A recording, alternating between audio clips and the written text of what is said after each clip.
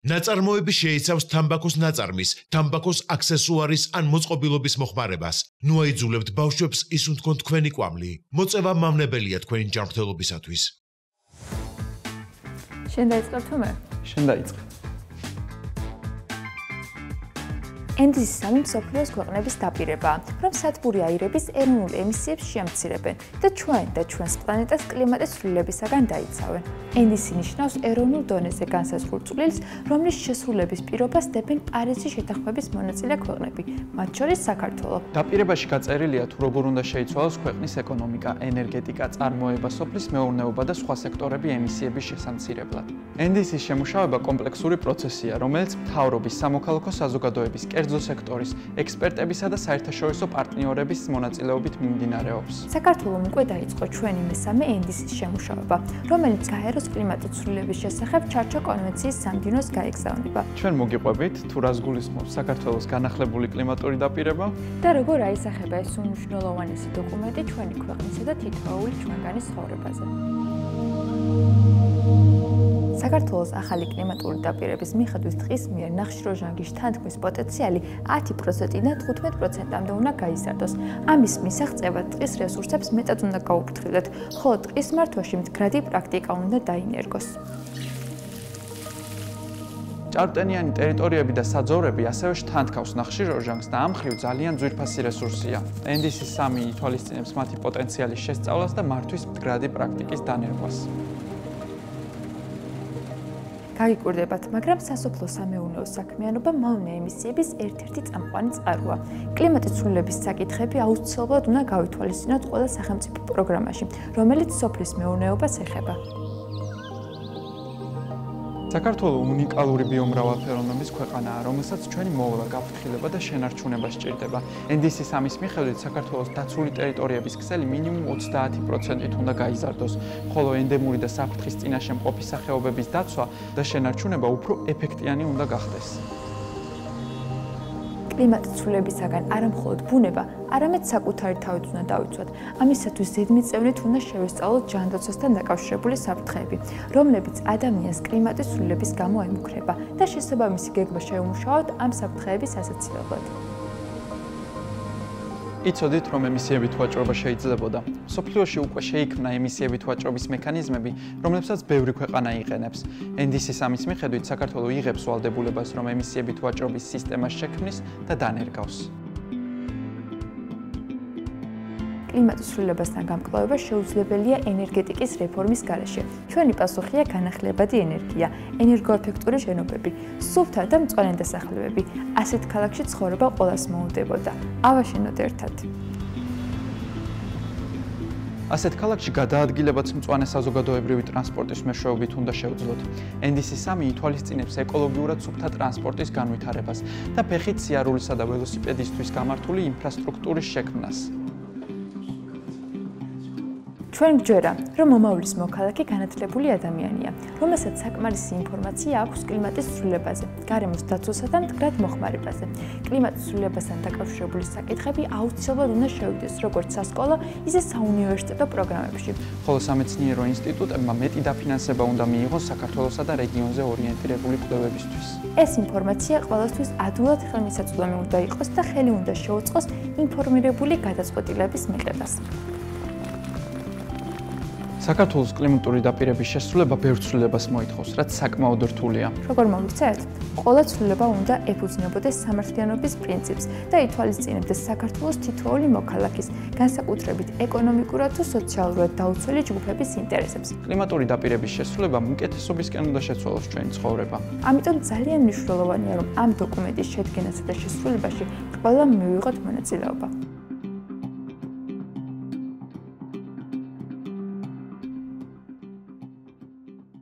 ხელოვნური ინტელექტი შენმოქმედებაში.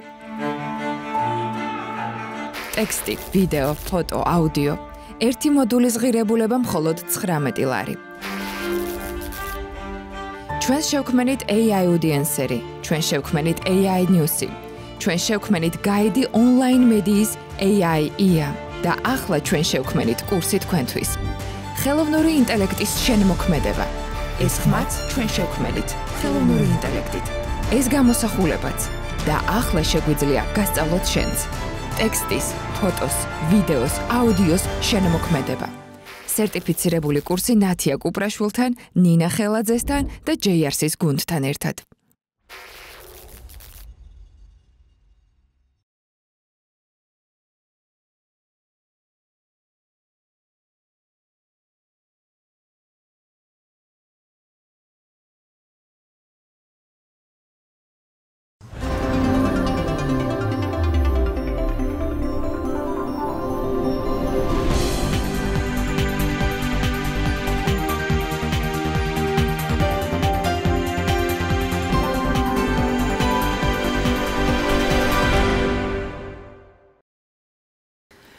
გამარჯობა, თქვენ უყურებთ აგროსიახლეებს, მე მისი წამყვანი ჟურნალისტი ბელა გელაშვილი ვარ. ადრეული გაფრთხილების სისტემის ინფორმაცია მოსახლეობამდე ვერ მიდის. ამის შესახებ მეტეოროლოგიური, ჰიდროლოგიური და გეოლოგიური მონაცემების ადრეული გაფრთხილებებისთვის გამოყენების ეფექტიანობის აუდიტის 2022-23 წლების ანგარიშია ნათქვამი. დღევანდელ გადაცემაში შევეცდები მოგიყვეთ, რა ეტაპზეა მონიტორინგის სისტემის დანერგვა ქვეყანაში, მომატებული საფრთხებიდან გამომდინარე, რა გაკეთდა გარემოს დაცვისა და სოფლის მეურნეობის სამინისტროს მხრიდან და რა მიმართულებით იგეგმება ნაბიჯების გადადგმა და რაც მთავარია, რამდენად საკმარისია ეს ყველაფერი მოსახლეობის უსაფრთხოების უზრუნველსაყოფად. ამ თემაზე ვისაუბრებთ კახა ბახტაძესთან, რომელიც დღეს ჩვენი სტუმარია, ეს გახლავთ გეოგრაფი, კატასტროფების რისკის მართვის სპეციალისტი. მოგესალმებით, ბატონ კახა, მადლობა თქვენი დროისთვის. ბატონ კახა, სანამ მე და თქვენ ამ თემებზე შევეცდებით ახლა საუბრის გაშლას და მაყურებლისთვის, ეს თქვა მეტი დეტალური ინფორმაციის მიცემას, მანამდე მცირე სიუჟეტი მინდა შემოგთავაზოთ თქვენს მაყურებელსაც, სადაც შევეცადეთ თავი მომეყარა აუდიტის ყველა შენიშვნისთვის, სახელმწიფო აუდიტის ყველა შენიშვნისთვის და რას პასუხობენ მას სამინისტროში. ასევე რა იგეგმება ამ მიმართულებით, რა ნაბიჯების გადადგმა იგეგმება და რაც მთავარია, როგორ ფასდება ექსპერტულ წრეში, როგორც გაკეთებული, ასევე დაგეგმილი სამუშაოები ამ მიმართულებით. ვნახოთ ახლა სიუჟეტი ყველამ ერთად და გავაგრძელოთ საუბარი. ხელისუფლების მიერ სტიქიებზე რეაგირება და მზადყოფნა ექსპერტულ წრეში ამ დრომდე კრიტიკის საგნად რჩება. ზოგი ფიქრობს, რომ ტექნოლოგიურად ვერ ვახერხებთ რისკების წინასწარ პროგნოზს. ზოგი მიიჩნევს, რომ პრობლემა რეაგირების გეგმის არ ქონაა. ზოგიც სახელმწიფო შტოების კოორდინაციის ნაკლებობაზე საუბრობს. შენიშვნები აქვს სახელმწიფო აუდიტის სამსახურსაც. მეტეოროლოგიური, ჰიდროლოგიური და გეოლოგიური მონაცემების ადრეული გაფრთხილებებისთვის გამოყენების ეფექტიანობის აუდიტი. არ არის შემუშავებული განახლებული ეროვნული უსაფრთხოების კონცეფცია, საფრთხეების შეფასების დოკუმენტი, კატასტროფის რისკის შემცირების ეროვნული სტრატეგია, რაც ადრეული გაფრთხილების სისტემის ეფექტიან ფუნქციონირებას აფერხებს. განახლებას საჭიროებს სამოქალაქო უსაფრთხოების ეროვნული გეგმა. არ არსებობს ინტეგრირებული ჩარჩო, რომელიც განსაზღვრავს ადრეული გაფრთხილების სისტემის სუბიექტების როლებს, პასუხისმგებლობებს და მაკოორდინირებელ უწყებას. არ არის განსაზღვრული ბუნებრივი ფაქტორებით გამოწვეული საფრთხეების და რისკების იდენტიფიცირებაზე, ანალიზსა და შეფასებაზე პასუხისმგებელი უწყება. არ არის განსაზღვრული გარემოსთან დაკავშირებული სტრესების და კატასტროფების პროგნოზირების და ადრეული გაფრთხილების უზრუნველყოფის ამოცანაზე პასუხისმგებელი უწყება. არ არსებობს ბუნებრივი კატასტროფების, საფრთხეებისა და რისკების შეფასების საინფორმაციო ბაზა. არ არსებობს სამეცნიერო და ტექნიკურ ექსპერტებთან თანამშრომლობის ინფორმაციის მიმოცვლის პროცესების მომწესრიგებელი დოკუმენტები, რის გამოც იკარგება სამეცნიერო ტექნიკური ცოდნის და სხვა რესურსების გამოყენების შესაძლებლობა ადრეული გაფრთხილების სისტემის ეფექტიანი ფუნქციონირებისათვის. გაუმართავია ცენტრალურ და ადგილობრივ ორგანოებს შორის კომუნიკაცია და კოორდინაცია გარემოს ეროვნული სააგენტოს რეკომენდაციების შესრულების მიზნით. მუნიციპალიტეტებს არ აქვთ შემუშავებული და დამტკიცებული საგანგებო სიტუაციის რისკის მართვის გეგმები. არ არსებობს ჰიდრომეტეოროლოგიური და გეოლოგიური მონაცემების ადრეული გაფრთხილებებისთვის გამოყენების ფორმალიზებული და თანმიმდევრული პრაქტიკა. არ არსებობს ადრეული გაფრთხილების შეტყობინებების დაინტერესებულ პირებამდე და რისკის ქვეშ მყოფ ადამიანებამდე მიღწევის გამართული და საიმედო პროცესი. არ არსებობს ცენტრალიზებული საკომუნიკაციო ტექნოლოგიების სისტემა, საგანგებო სიტუაციების სატელეკომუნიკაციო გეგმა ადრეული გაფრთხილების შეტყობინებების გასავრცელებლად. გარემოს დაცვისა და სოფლის მეურნეობის სამინისტროში განმარტავენ, რომ ჰიდრომეტეოროლოგიური და გეოლოგიური საფრთხების რუკები მომზადებულია 11 ძირითადი მდინარის აუზისთვის. როგორც მინისტრის მოადგილე ნინო თანდილაშვილი ამბობს, დღეს სტიქის მონიტორინგის სისტემებით ქვეყნის 86%-ია დაფარული. ჩვენ დღეს გვაქვს ორი თანამედროვე მეტეოროლოგიური რადარი, რომელიც სრულად ფარავს ქვეყნის ტერიტორიას, ერთი არის დასავლეთ საქართველოში, ერთი აღმოსავლეთში. გვაქვს 269 თანამედროვე სადგური, რომელიც გვაძლევს ინფორმაციას, როგორც მდინარეების დონის მატების შესახებ, ასევე გვაძლევს მოსალოდნელი ამინდის შესახებ ინფორმაციას. ვიღებთ საერთაშორისო ორგანიზაციებიდან ძალიან მნიშვნელოვანი ინფორმაციას, რომ ასე ვთქვათ, უფრო ზუსტი იყოს ჩვენი ამინდის პროგნოზი და ჩვენი გაფრთხილებები მოსახლეობისათვის. გვაქვს ასევე ასე ვთქვათ, განგაშის სისტემა ერთ მდინარე დევდორაკის ხეობაში, რომელიც კონკრეტულად ის ავტოსაგზაო მოძრაობის ნაწილში იცავს იმ კონკრეტულ არეალს. მიმდინარეობს მუშაობა მობილურ აპლიკაციაზეც, რომელიც ხელმისაწვდომი წლის ბოლოდან იქნება და მოსახლეობას მთელი საქართველოს მასშტაბით მოსალოდნელი საფრთხების შესახებ ინფორმაციას მიაწვდიან.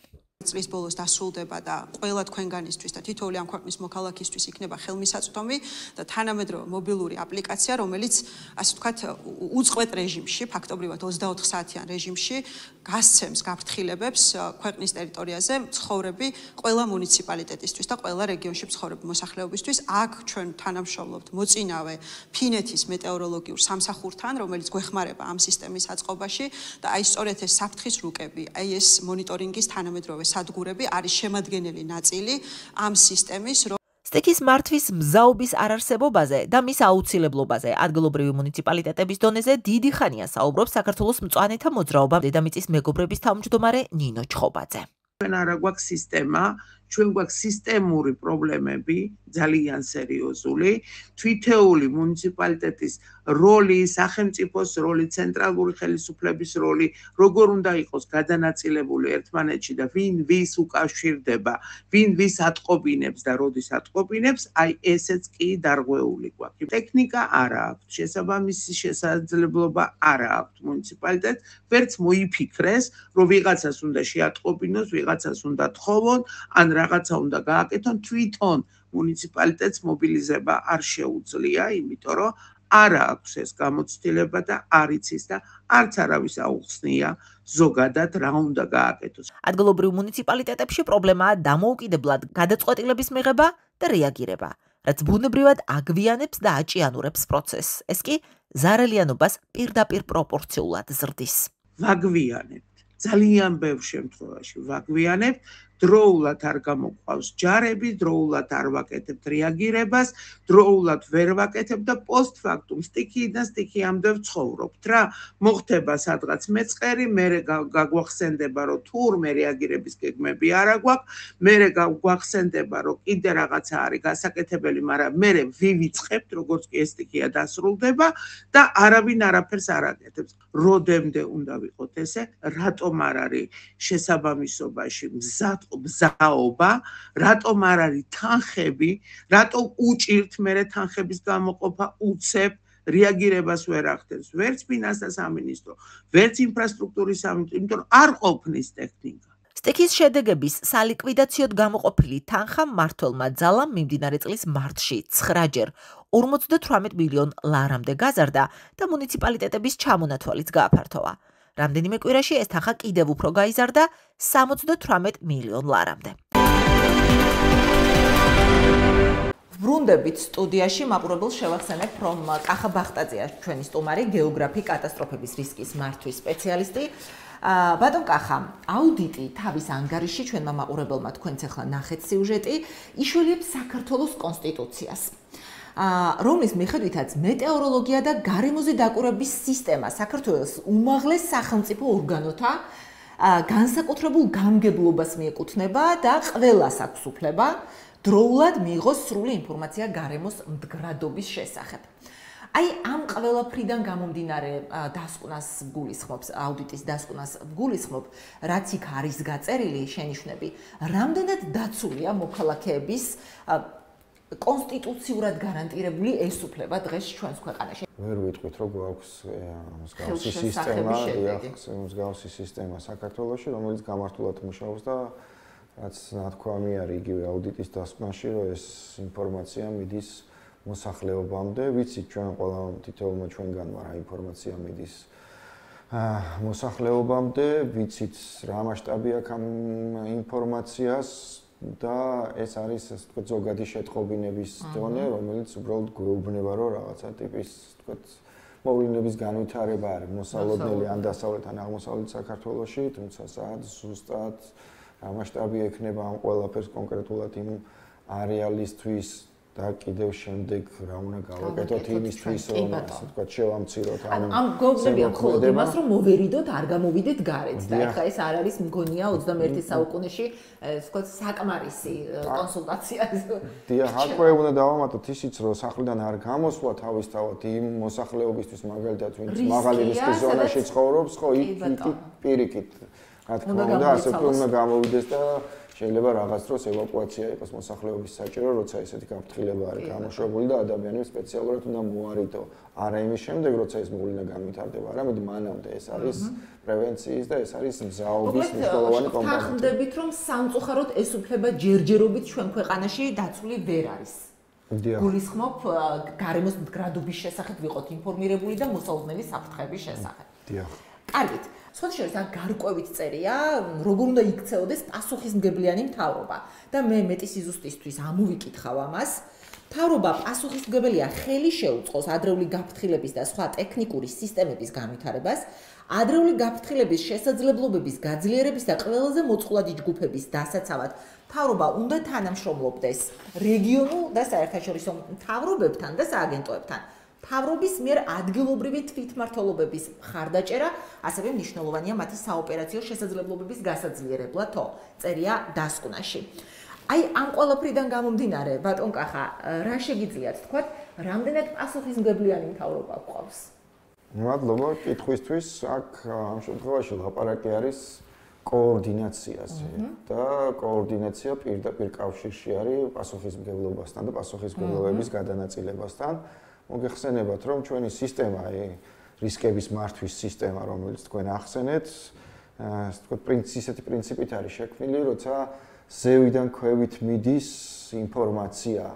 ცენტრიდან, დიახ, ანუ ის უწყებები, რომლებიც ვერ მივედით სამწუხაროდ დეცენტრალიზაციამდე, ადგილობრივი მთავრობების გაძლიერებამდე, მათთვის იმ ბიუჯეტის მიცემამდე, რომ თვითონ შეძლო მათ მართვა, ამას გარკვეულად თავის დასაბუთება აქვს, ასე ვთქვათ, ცენტრისთვის და ცენტრი ამბობს, რომ ცირა იქ არ შეუძლიათ, არ არის იმხელა ადამიანური რესურსი, ტექნიკური გამოცდილება, რომ მათ შეძლონ ამხელა პროექტების მართვა. მეორე მხრივ, ამ ყველაფერს მივყავართ იქამდე, რომ ადგილზე თვითონ ინიციატივები არ მოდის და ყოველთვის ვართ მოლოდინის რეჟიმში, ზევიდან რა ინფორმაცია მოვა, ეს იგივე სისტემა არის, როცა რისკების მართვაზე ვსაუბრობთ, ამ შემთხვევაში რამდენიმე უწყება არის ამ ყველაფერში ჩართული, ერთი როგორც თქვენ ახსენეთ, გარემოს დაცვის და სოფლის მეურნეობის სამინისტრო, კერძოდ გარემოს ეროვნული სააგენტო, რომელიც საფრთხეების ნაწილზე ბუნებრივ საფრთხეებს უწოდებთ ჩვენ ამას და ბუნებრივი საფრთხეებით გამოწვეული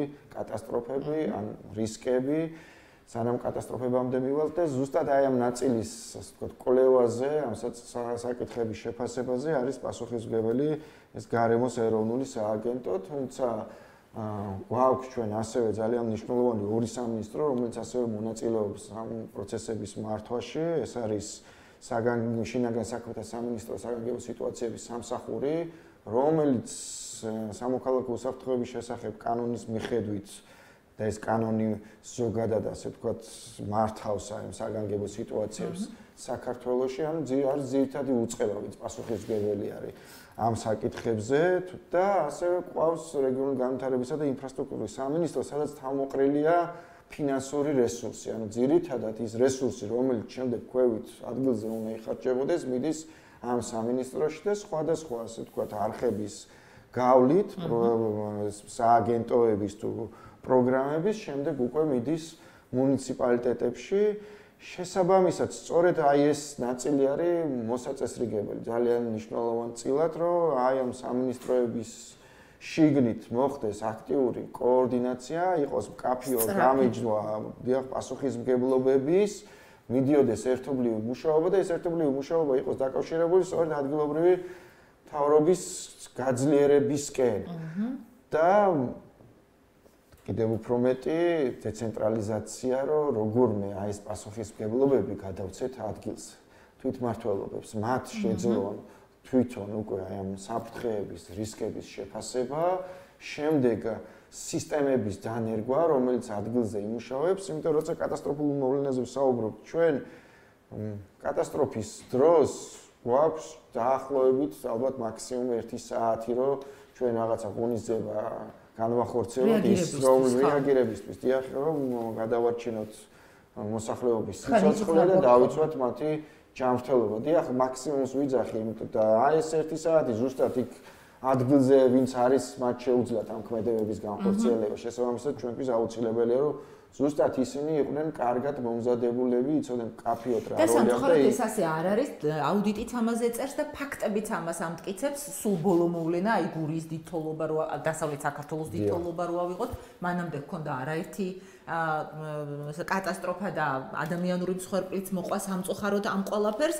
და ანუ გამოდის რომ ჯერ კიდევ ვერ ვისწავლეთ ჭკუა. კიდევ უფრო სალსახად ჩანს მთავრობის უნარობა ამ მხრივ. არ ვიცი, შეიძლება მივდივართ კეთილინების არარსებობამდეც, მაგრამ უფრო ალბათ უნარობა. დიახ და გაუაზრებლობა ამ საკითხის მნიშვნელობის, რაც ძალიან ასე ვთქვათ, გვაწუხებს ჩვენ ყველას, იმიტომ რომ რისკების მართვა არის საფუძველი ქმედებების დაგეგმვისთვის, დიახ, რა თქმა უნდა და რაღაც ნაბიჯების გადადგმისთვის, ხო? ჩვენ როცა ამ საკითხებს ვსაუბრობთ, ტრენინგებს ვატარებთ ხშირად მოსახლეობასთან და პირველ რიგით ვიტყებთ არის აი ბანკების მაგალითი, ხო, ბანკში როცა მივდივართ და ბანკებზე, ამ ფინანსურ სისტემაზე მნიშვნელოვნად ვარ დამოკიდებული სულ ყველა და როგორც ვიცით, ერთ-ერთი ყველაზე კარგად გამართული სისტემა არის დღეს ქვეყანაში, რომელიც უზრუნველყოფს ამ ეკონომიკურ სტაბილურობას. ზუსტად რისკების მართვაზე მინდოდა მეთქვა, რომ ბანკში პირველი რასაც აკეთებს ბანკი არის რისკების შეფასება, კი, ჯერ გაფასებს რისკს, რომ აი რა რისკების მატარებლები ვართ ჩვენ და შესაბამისად ამის საფუძველზე იღებს გადაწყვეტილებას და მერე მიდის უკვე სხვა ნაბიჯები. სამწუხაროდ ჩვენ ამ რისკებზე ავფიქრობთ, ვდგავთ რაღაც ნაბიჯებს, ვაშენებს, კი, ვაშენებთ, ან კი ვამუშავებთ მიწას, რაღაც გადაწყვეტილებებს ვიღებთ, ვიწყებთ წარმოებას, ბევრ სხვა რაღაცას, ყველა გადაწყვეტილებას ვიღებთ და მერე როცა უკვე აღმოჩნდება, რომ ეს რისკი, ასე ვთქვათ, გადაიქცევა, გაცოცხლდება და მიიღებს ამ კატასტროფული მოვლენის სახეს, მე ვიღებთ აქედან ჩვენ უკვე ზიანს და მთელი მოსახლეობა და საზოგადოება აქედან იღებს ზიანს. აი ეს არის ძალიან მნიშვნელოვანი ამისი გაგება, ამისი გააზრება, რესურსების მიმართვა ამ საკითხისკენ და შემდეგ უკვე ამას დაფუძნებული გადაწყვეტილებების მიღება. რისკების გააზრება, გაგება და მთავრობის წილი პასუხისმგებლობა შევეცადეთ გამოგვეკვეთა ახლა. თუმცა აუცილებლად უნდა ველაპარაკოთ მოსახლეობის პასუხისმგებლობაზე. მოსახლეობის ცნობიერება რამდენად მზად არის, შეაფასოს სწორად ეს რისკები და თუ არ არის მზად, აი აქაც როგორ და ვისი პასუხისმგებლობაა შეცვალოს და გარდატეხოს ეს ცნობიერება. რა თქმა უნდა, ძალიან მნიშვნელოვანი საკითხი არის მოსახლეობის ცნობიერება. მოსახლეობის ცნობიერებაზე მუშაობა არის ერთ-ერთი მნიშვნელოვანი მიმართულება, როცა ჩვენ კატასტროფების რისკების მართვაზე ვსაუბრობთ. კატასტროფების რისკებს მართავს სახელმწიფო, მთავრობა და რა თქმა უნდა, ამ მისი საქმიანობის ნაწილი და რა თქმა უნდა, მათი პასუხისმგებლობა არის მნიშვნელოვანი. თუმცა აქაც დაყოფილია მთავრობა ესე არა, ვინ რას აკეთებს ამ კონტექსტში, იქ შეიძლება განათლების სამინისტროს თავისი როლი კონდეს. გარემოს დაცვის სამინისტროს თავისი როლი და სხვა სამინისტროებს ასევე თავისი როლი, როცა ამ ცნობიერების ამაღლებაზე არის საუბარი. აქაც აუცილებელია კომუნიკაციების მექანიზმების, სწორი კომუნიკაციების მექანიზმების და ფორმების შემუშავება, იმიტომ რომ რისკების მართვის ერთ-ერთი მთავარი ნაწილი სწორი კომუნიკაციაა. და სწორედ აი ამას გზის გაყოლა და ქმედებების ამის მიხედვით განხორციელება და სანამ ჩვენ ვერ მივალთ და არ გვექნება კარგი, ასე ვთქვათ, გაცნობიერებული საზოგადოება და მდგომარეობა ამ ხრივ მანამდე ძალიან რთული არის, იმიტომ რომ მოსახლისთვის ის ტერიტორია, სადაც ცხოვრობს, არის მშობლიური მისია, იდაიბადა გაიზარდა მამა პაპისეული ფუძეა, კი ბატონო. რთულია ესე ადამიანს უთხრა, რომ იცი რამე თბილისიდან ჩამოვედი, გადავწყვიტე აქ, რომ შენთვის ეს არის მაღალი რისკის მატარებელი და შენ ახლა გუდანებადი უნდა მოიკრიბო და წახვიდე სხვაგან საცხოვრებლად და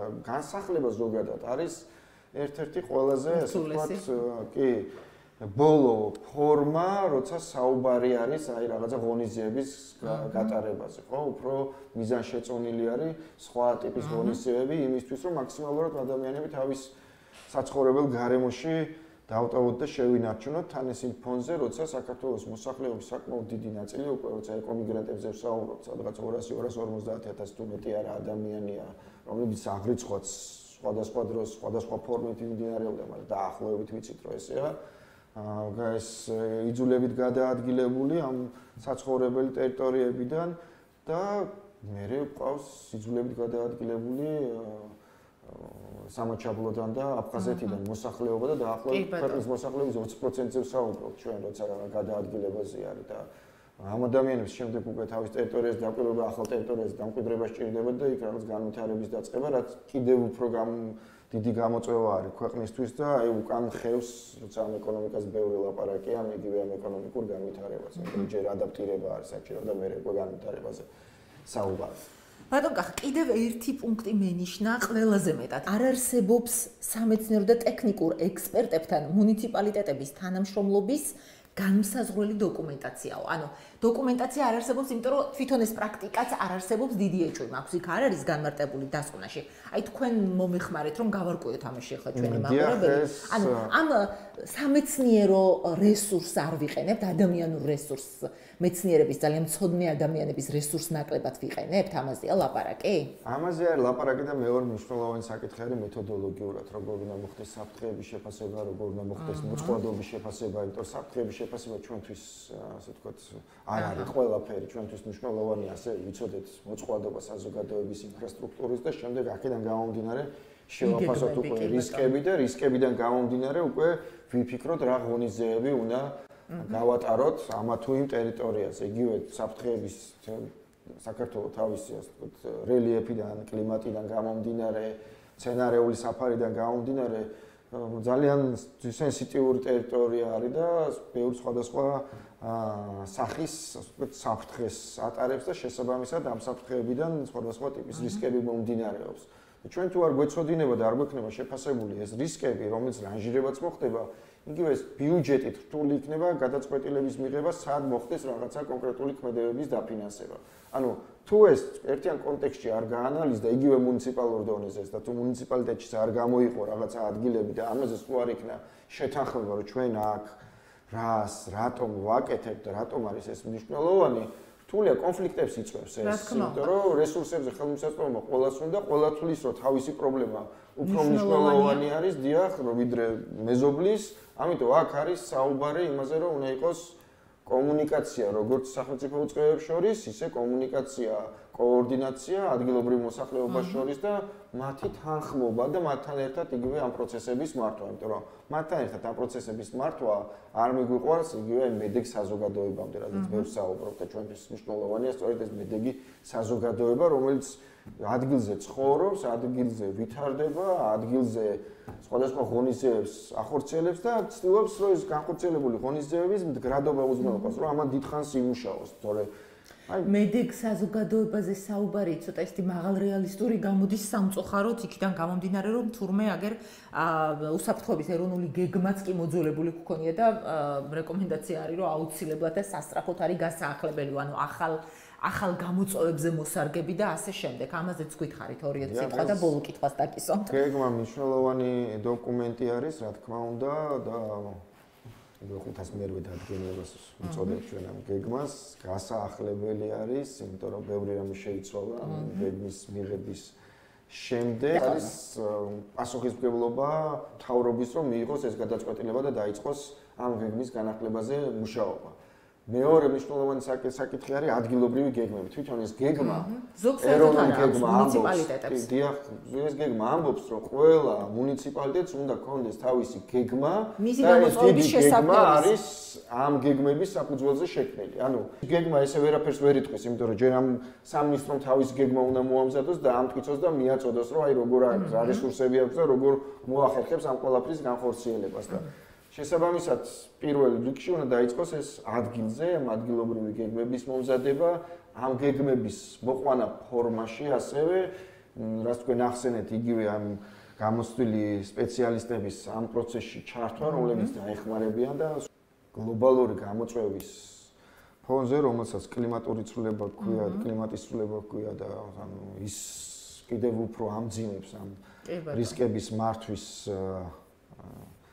მდგომარეობას, რაც ჩვენ ქვეყანაში გვაქვს, მნიშვნელოვანია ამ საერთაშორისო სოდნის და გამოცდილების გაზიარება. ამის გარეშე არის იქნება წარმოუდგენელი, ეს ჩვენ არ გვაქვს ამისი ცოდნა. ეს სისტემები ყველა აწყობილი არის განვითარებულ ქვეყნებში. ჩვენ რაც გვჭირდება არის, რომ გავიგოთ, შევისწავლოთ ეს სისტემები, მოვარგოთ ეს სისტემები ჩვენს ქვეყანას და ავამუშაოთ ეს სისტემები, ეს არ იქნება ახალი ველოსიპედის გამოგონება, ჩვენ შეგვიძლია უკვე არსებული ეს სისტემები შევისწავლოთ, ისინი მზად არიან და სწორედ ამ კონტექსტში არის ჩვენთვის მნიშვნელოვანი ევროპასთან, დასავლეთთან დაახლოება, სადაც წლები და აწლეულები და საუკუნეებია ამ სისტემებს აშენებენ და გამართულად ფუნქციონირებს და ჩვენ ზუსტად ეს უნდა გავიზიაროთ ჩვენი ქვეყნის სტაბილური და მდგრადი განვითარების. ბატონ კახა, ბოლო კითხვა მაქვს. თქვენ რამდენჯერმე ახსენეთ ძალიან მნიშვნელოვანი სიტყვა კომუნიკაცია რისკების მართვაში. აი ამ კონტექსტში მაქვს ესეთი კითხვა, რეგიონული მაუწყებლები, გულისხმობ ტელემაუწყებლებს და არა მხოლოდ. აი მასობრივ კომუნიკაციებს გულისხმობ, ეს შესაძლებლობა თითქმის არ არის გამოყენებული აი რისკების მართვის დროს. აი ამ მომენტზეც გავამახვილოთ ყურადღება თქვენი მხრიდან, რა შეგიძლიათ? ანუ რა რესურსია, რამდენად მნიშვნელოვანი რესურსია ეს, რომლის გამოყენება ძალიან ეფექტურს გახდის მთელ რიგ პროცესებს. გეთანხმებით, ეს არის ერთ-ერთი წინაპირობა იმისთვის, რომ ამ სისტემამ იმუშაოს. მაგრამ ჩვენ თუ არ ვიცით ჯერ რა სისტემა გვაქვს და სად მივდივართ, კომუნიკაცია რაზე უნდა გავაკეთოთ. ჩვენი პრობლემა არის ესეც. თუ არ გვაქვს საფრთხეების შეფასებული, თუ არ გვაქვს მოწყვლადობა შეფასებული, თუ არ ვიცით რისკები სადაც რისკებია, თუ არ ვიცით ღონისძიებები, თუ არ ვიცით პასუხისმგებლობები როგორ არის გადანაწილებული, თუ არ ვიცით ადგილობრივი გეგმა როგორ მუშაობს, თუ არ ვიცით ეროვნული გეგმა როგორ მუშაობს, საბოლოოდ ან არ არის გამართული მოძველებულია. კომუნიკაცია რაზე უნდა გავაკეთოთ. სულად მესმის, იმდენად პირველი ნაბიჯები გვაქვს გადასადგმელი, ეს ცოტა შემდეგი ეტაპია, მაგრამ ეს ძალიან მნიშვნელოვანია. ერთმანეთის პარალელურად უნდა დაიწყოს ეს ყველაფერი. ერთმანეთს უნდა გაყვეს, იმიტომ რომ კომუნიკაცია ეხმობა სწორედ აქედან აღებულ ინფორმაციას. თუ კომუნიკაცია აქ არაფერი არ დახვდება ამ თემატურ ნაწილში, ის რას მიიტანს მოსახლეობამდე. დიდი მადლობა ბატონ კახა, ასეთი საინტერესო შეფასებისთვის და ანალიზისთვის, დაგემშვიდობებით, მადლობა გადაცემაში მონაწილეობისთვის. გადაცემის დასასრულს კი მინდა დაგიტოვოთ მცირე სიუჟეტი, რომლიდანაც გაიგებთ, რამდენად სასიცოცხლოდ მნიშვნელოვანია მონიტორინგის და ადრეული გაფრთხილების გამართული სისტემა, სხვა შორის არა მხოლოდ მოსახლეობისთვის, არამედ ბიზნესისთვისაც, განსაკუთრებით ენერგეტიკის და სოფლის მეურნეობისთვის და როგორ მუშაობს ის ტექნოლოგიურად. ასევე ამ მაღალ ტექნოლოგიურ პროცესში პარტნიორების დახმარება რამდენად მნიშვნელოვანია ჩვენნაირი ქვეყნისთვის. ამასაც გაიგებთ. გიტოვებთ სიუჟეტს, მე კი ერთი კვირით გამშვიდობებით. საქართველოში ბოლო დროს მომხდარმა სტიქიურმა მოვლენებმა კარგად აჩვენეს მონიტორინგის, ადრეული განგაშის და შეტყობინების თანამედროვე ტექნოლოგიების აუცილებლობა ასეთი მოვლენების მართვაში. ჯერჯერობით დევდორაკ ამალის ხევია ერთადერთი ადგილი, სადაც განგაშის თანამედროვე მოწყობილობაა დამონტაჟებული. ეს სისტემა 2016 წელს შვეიცარიელი სპეციალისტების ჩართულობით აეწყო და რამდენიმე მილიონი ლარი დაჯდა. სისტემა შეტყობინებას მაშინ გასცემს, როდესაც სტიქიური მოვლენა გააქტიურებას იწყებს. სიგნალი შესაბამის სადგურში გადაიცემა წყალმოვარდნისა და ღვარცოფის შემთხვევაში. რეაგირებისთვის რამდენიმე წუთია გათვლილი, რაც სპეციალისტების შეფასებით საკმარისი დროა მოსალოდნელი რისკების დასაზღვევად.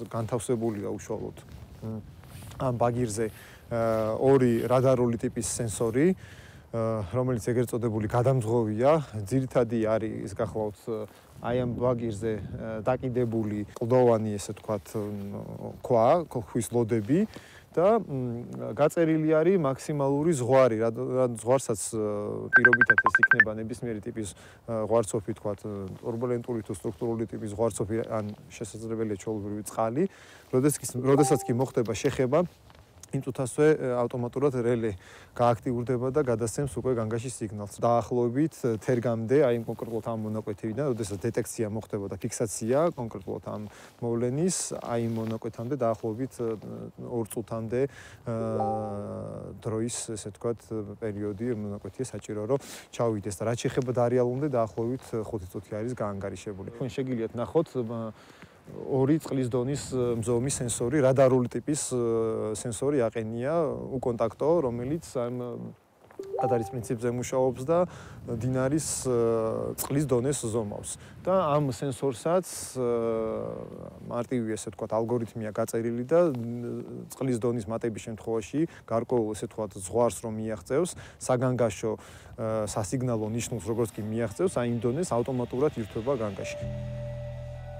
განგაშის სისტემისგან განსხვავებულია ადრეული შეტყობინების სისტემა, რომელიც რამდენიმე მნიშვნელოვანი კომპონენტისგან შედგება. ერთ-ერთი მთავარი მეტეოროლოგიური და ჰიდროლოგიური პარამეტრების მონიტორინგის სადგურებია, რომლებიც სენსორული მოწყობილობების საშუალებით იკვლევს ჰაერის ტემპერატურას, ტენიანობას, ატმოსფერულ ნალექს, წნევას, ქარის სიჩქარეს და სხვა პარამეტრებს, რათა მოსალოდნელი საფრთხის შესახებ პროგნოზი გაიცეს. თუ კი განგაშის სიგნალი სტიქიური მოვლენის გააქტიურებისას ირთვება და რეაგირებისთვის რამდენიმე წუთია გათვლილი, გაფრთხილების შეტყობინების სისტემა რამდენიმე საათით ან რამდენიმე დღითაც კი ადრე იძლევა პროგნოზს მოსალოდნელი რთული ჰიდრომეტეოროლოგიური მოვლენის შესახებ. პროგნოზი კი მოსახლეობას სხვადასხვა გზით შეიძლება მიეწოდოს. იქნება ეს ტექსტური შეტყობინება, სპეციალური შეტყობინება ტელე-რადიო სიხშირეებზე თუ სხვა. აქ რეგიონული მედიების ტექნოლოგიური და ტექნიკური შესაძლებლობების გამოყენება უმნიშვნელოვანესია. ნაკლებად მიმდინარეობს ფიქრი და მსჯელობა იმაზე, რომ ადგილობრივი მაუწყებლობა, ზოგადად მაუწყებლები ფლობენ კრიტიკულ ინფრასტრუქტურას. გულისხმობთ საანძო ინფრასტრუქტურას, გულისხმობთ გადამცემ სადგურებს, გულისხმობთ სიხშირეებს, რომელსაც ისინი ფლობენ და ასევე დამატებით ტექნიკურ მოწყობილობებს, მაგალითად როგორც არის გენერატორები. რომ გავიხსენოთ მაგალითად თბილისის სტიქია, მაშინაც დავინახეთ, რომ ეკოლოგიური კრიზისების დროს ითიშება ბევრი რამ, რაც როგორც წესი გონია რომ მუდმივია, მაგალითად ინტერნეტი. და ასევე ელექტროენერგია უსაფრთხოების მიზნითაც კი ითიშება კრიზისების დროს, ხომ? ასეთ ვითარებაში მნიშვნელოვანია არსებობდეს ენერგიის წყაროები, რომელიც კრიზისების დროს ჩაირთვება, არ დასჭირდება მას რაღაც კაბელური, თქვათ, ელექტროენერგიის მიწოდება და ასევე ექნება სიხშირეები, რომელსაც გამოიყენებს ინფორმაციის გადაცემისთვის. რა თქმა უნდა, ჩვენ პირველ რიგში ვიხსენებთ, რომ ასეთი ტიპის ინფრასტრუქტურების, იმიტომ რომ ყველა რეგიონული მაუწყებელი გაციფრულებულია დღეს და შესაძლებელია ის გამოყენებული იქნას წინასწარი შეტყობინების სისტემაშიც, იმიტომ რომ ყველა ამგვარ სისტემას ჭირდება სწორედ ესეთი დისტანციაზე გადაცემის საშუალება და ეს არ არის მაინც-მაინც საერთო ჭრა, ეს არის სხვა ტიპის ტექნოლოგია, რომელიც გამოიყენება ნორმალურ კარგ ქვეყნებში იმისთვის, რომ მოხდეს წინასწარი შეტყობინება. ანუ ეს ინფრასტრუქტურა, თვითონ ეს მაუწყებლები შეიძლება იქნენ გამოყენებულნი ტექნიკურად, ახ ჩვენი მაყურებელი რომ არ გადავღალოთ ამით, ეს არის ტექნოლოგია, რომელიც საშუალებას იძლევა საერთო ჭრის გარეშე, სადაც ის იმყოფება და რაც აქვს ჩართული, არ აქვს მნიშვნელობა რომელ არხს უყურებს, რადგან ციფრულია, გამოესახოს ეკრანზე შეტყობინება, რომ რაღაც შეიძლება ხდებოდეს და შეტყობინება მივიდეს ადრესატამდე. ამის გამოყენება წინასწარი შეტყობინების სისტემაში საერთოდ არ ხდება, რაც არის არასწორი და აგრეთვე არ ხდება თქვათ რაღაც ტიპის კრიზისის პირობებშიც. არ არის არანაირი გეგმა. ადრეული შეტყობინებების სისტემები საზოგადოებრივი უსაფრთხოების ერთ-ერთი უმთავრესი კომპონენტია და ამავდროულად უმნიშვნელოვანესია ეკონომიკის ბევრი სექტორის გამართულად მუშაობისთვის, მაგალითად ენერგეტიკისთვის და სოფლის მეურნეობისთვის. UNDP-ის დახმარებით ვახორციელებთ აღნიშნულ პროგრამას და პლატფორმას ქვია JEXA, რომელზეც რეგისტრაცია იქნება უფასო, საკმაოდ საინტერესოა გეთანხმებით ბელა და მგონია, რომ ეს არის ზოგადად სოფლის მეურნეობაში ერთგვარი მომავალი და თუ არ გადავედით ამ სისტემაზე, უფრო მეტ ზიანს მივაყენებთ ბუნებას. ამიტომ შეუძლიათ დღევანდელ დღეს გვაქვს კახეთისა და შიდა ქართლზე მხოლოდ, თუმცა დაინტერესება ვინაიდან ძალიან მაღალია როგორც ფერმერების მხრიდან, ასევე თვითონ დონორი ორგანიზაციის მხრიდან, ვფიქრობთ, რომ გაფართოვდება ეს პროგრამა, ეს მეტეოსადგურები გადმოეცემა სააგენტოს და სააგენტოს დამონტაჟებული, სადაც ექნება 5 კილომეტრის რადიუსით, შესაძლებელია, რომ მივცეთ ჩვენს ფერმერებს ინფორმაცია მოსალოდნელ სტიქიურ მოვლენებზე და ამ მოსალოდნელ სტიქიურ მოვლენებთან ერთად თუ როგორ უნდა მოუარონ საკუთარ ბაღებს.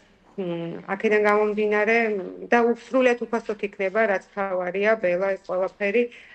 იცით თქვენ, რომ მეტეოსადგურების შეძენა თვითონ საკუთარი სახსრებითაც შეუძლიათ ფერმერებს, თუმცა მეტეოსადგურებს რომ შეიძენენ, მე ამის წაკითხვის საშუალებაც უნდა გქონდეთ, ცოდნა უნდა გქონდეთ და ამ ცოდნას ჩვენ, ასე ვთქვათ, უფასოდ გადავხდებით. იქ სადაც აგრონომები ეყოლებათ დაკონტრაქტებული და აგრონომებს უხდიან ფულს ამ მეტეოსადგურებიდან მიღებული ინფორმაციის წაკითხვაზე და შემდგომ უკვე ღონისძიებებში გადატანაზე, ჩვენ უკვე წინასწარ შემოსშავებული გვაქვს სამეცნიერო კვლევით ცენტრთან ერთად გარკვეული პროტოკოლები თუ როგორ უნდა მოიქცნენ და რა თქმა უნდა ეს არ იქნება მითითება, ეს იქნება უბრალოდ რჩევა. 2018 წლის 6 ივლისს სვანეთში სოფელ ჭუბერში მომხდარი სტიქიის შემდეგ მაშინდელმა გარემოს დაცვისა და სოფლის მეურნეობის მინისტრმა ლევან დავითაშვილმა თქვა, რომ 2-3 წელიწადში, ანუ დაახლოებით 2020-21 წლებში, საქართველოს მთელ ტერიტორიაზე ადრეული გაფრთხილების გამართული სისტემა ექნებოდა. სპეციალისტების შეფასებით, 2025 წლის აპრილშიც კი ადრეული შეტყობინების სისტემა ქვეყანაში ჯერ კიდევ არ არის გამართული.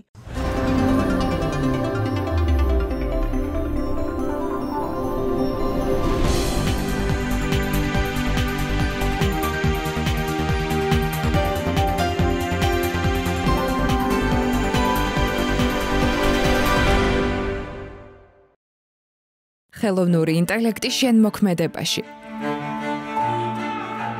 ტექსტი, ვიდეო, ფოტო, აუდიო. ერთი მოდულის ღირებულება მხოლოდ 19 ლარი.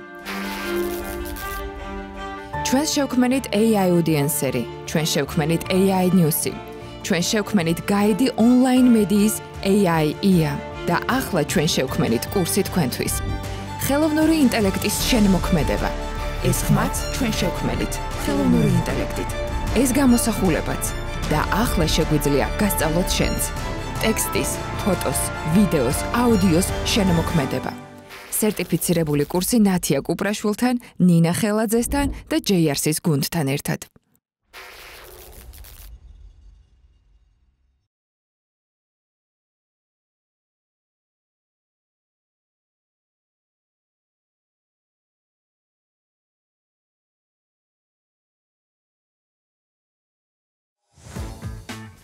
შენ დაიწყებ თუ მე? შენ დაიწყე. ენდის სამი მსოფლიოს ქვეყნების დაპირება, რომ სათბური აირების ეროვნულ ემისიებს შეამცირებენ და ჩვენს პლანეტას კლიმატის ცვლილებისაგან დაიცავენ. ენდისი ნიშნავს ეროვნულ დონეზე განსაზღვრულ წვლილს, რომლის შესრულების პირობას დებენ პარიზის შეთანხმების მონაწილე ქვეყნები, მათ შორის საქართველო. დაპირებაში გაწერილია თუ როგორ უნდა შეიცვალოს ქვეყნის ეკონომიკა, ენერგეტიკა, წარმოება, სოფლის მეურნეობა და სხვა სექტორები ემისიების შესამცირებლად. ენდისის შემუშავება კომპლექსური პროცესია, რომელიც მთავრობის, სამოქალაქო საზოგადოების, კერძო სექტორის, ექსპერტებისა და საერთაშორისო პარტნიორების მონაწილეობით მიმდინარეობს. საქართველომ უკვე დაიწყო ჩვენი მესამე ენდისის შემუშავება, რომელიც გაეროს კლიმატის ცვლილების შესახებ ჩარჩო კონვენციის სამდინოს გაეგზავნება. ჩვენ მოგიყვებით თუ რას გულისხმობს საქართველოს განახლებული კლიმატური დაპირება და როგორ აისახება ეს უმნიშვნელოვანესი დოკუმენტი ჩვენი ქვეყნისა და თითოეული ჩვენგანის ცხოვრებაზე.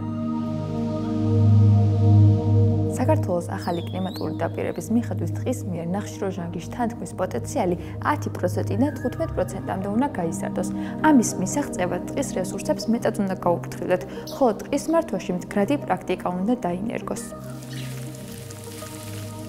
ჭარბტენიანი ტერიტორიები და საძოვრები ასევე შთანთქავს ნახშირორჟანგს და ამ მხრივ ძალიან ძვირფასი რესურსია. ენდისის 3 ითვალისწინებს მათი პოტენციალის შესწავლას და მართვის მდგრადი პრაქტიკის დანერგვას. გაგიკვირდებათ, მაგრამ სასოფლო-სამეურნეო საქმიანობა მავნე ემისიების ერთ-ერთი წამყვანი წყაროა. კლიმატის ცვლილების საკითხები აუცილებლად უნდა გავითვალისწინოთ ყველა სახელმწიფო პროგრამაში, რომელიც სოფლის მეურნეობას ეხება.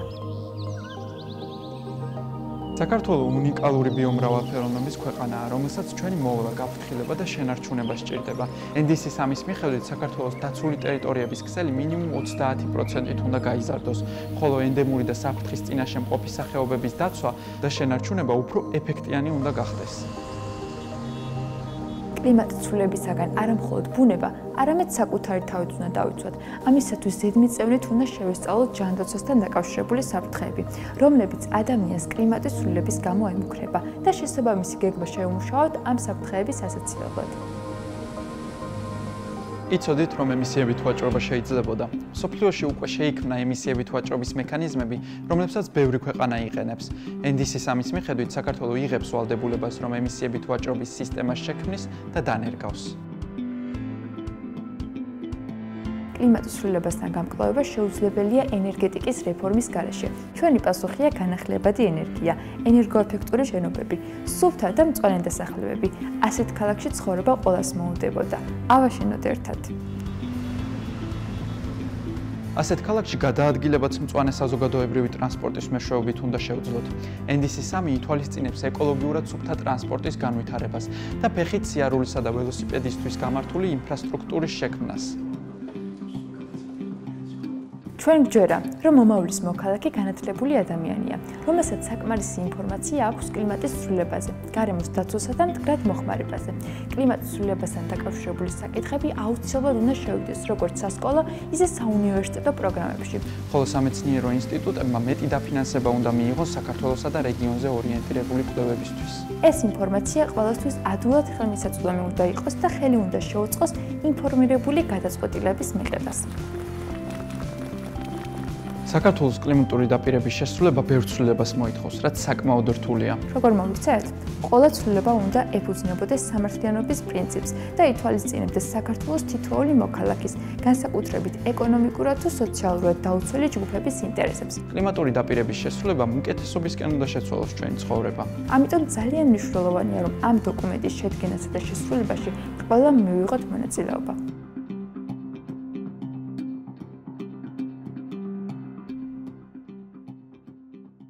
ნაწარმოები შეიცავს თამბაქოს ნაწარმის, თამბაქოს აქსესუარის ან მოწყობილობის მოხმარებას. ნუ აიძულებთ ბავშვებს ისუნთქონ თქვენი კვამლი. მოწევა მავნებელია თქვენი ჯანმრთელობისათვის.